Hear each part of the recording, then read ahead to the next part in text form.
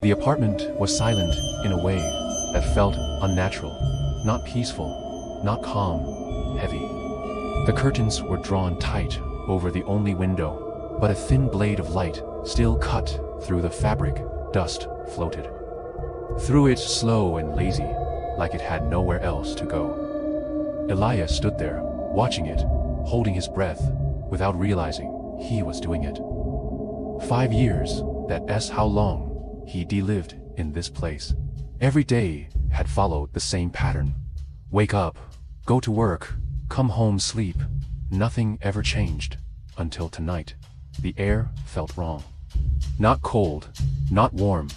It vibrated, a low hum that pressed gently against himself. It wasn't tea. Almost convinced himself it was tea there at all. He turned away from the window and walked into the kitchen. The linoleum floor was cold beneath his bare feet. The refrigerator hummed softly, the most normal sound in the entire apartment. He poured himself a glass of milk. His hand shook just slightly, enough to disturb the surface. He stared at it, confused. There was no reason for it. It was just another Tuesday night.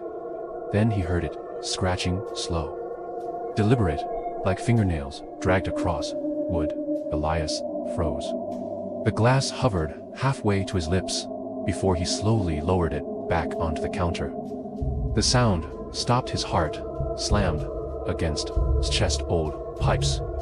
He told himself, the building, settling.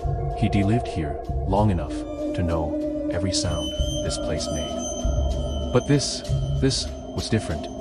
He stepped into the hallway.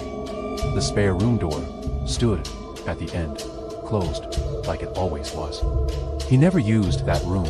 It was just storage, old books, boxes, things he didn't care about anymore.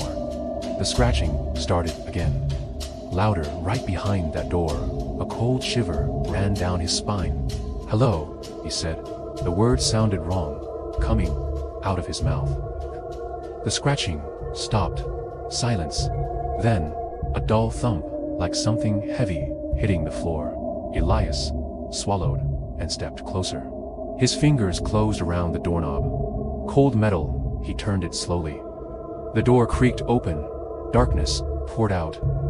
The blinds were shut tight.